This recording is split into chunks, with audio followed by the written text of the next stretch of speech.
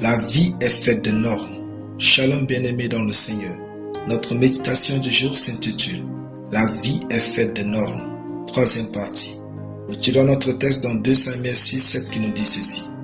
La colère de l'Éternel s'enflamma contre Uza, et Dieu le frappa sur place à cause de sa faute.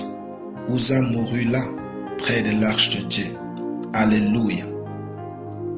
La personne de Dieu est gouvernée par les normes de Dieu. Dieu fonctionne par des normes et non par son amour. Uza n'a pas respecté les normes de Dieu et il est mort dans notre texte. Si vous ne voulez pas vous condamner, aimez les normes de Dieu plus que vous ne l'aimiez. Si vous n'êtes pas capable d'être proche de ce qui est sacré et de rester révérentiel, ne vous y approchez jamais. Vous risquez de mourir très tôt. Le malheur vient souvent du manque du respect des normes.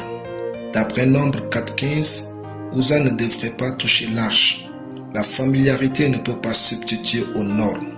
Lorsque les normes de Dieu sont méprisées, la mort et les malédictions prennent place.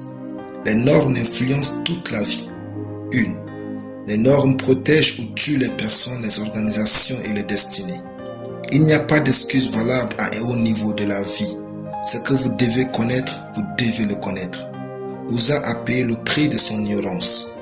Nul ne vous vaut si vous êtes celui qui viole les normes. 2. Les normes créent la valeur et la longévité. Tout ce qui n'a pas de normes n'a pas de valeur.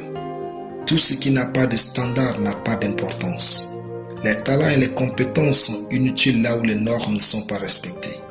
Tout ce qui ne respecte pas une norme disparaîtra. 3. Les normes créent des distinctions. Lorsque vous n'avez pas de standard, n'importe quoi a sa place dans votre vie. Les normes que vous choisissez définissent la qualité de votre vie. La distinction se choisit tout. Les normes font sortir ce qu'il y a de meilleur en vous. C'est vous qui définissez le genre de personne que vous attirez dans votre vie. Juste parce que vous êtes bon au parler en langue, cela ne signifie pas que vous allez réussir. Si vous avez des normes sincères, c'est à partir d'elles que Dieu parle pour vous utiliser. Enfin, les normes maintiennent l'honneur. On distingue la classe royale de la populace par les normes qui leur sont appliquées. Plus votre destinée est grande, plus elle vous exigera un respect énorme des normes de Dieu et des hommes. Alléluia. Prions. Merci Père pour ta parole. Je déclare que je vis bien avec tes normes et celles des hommes au nom de Jésus. Amen. La lecture biblique en une année.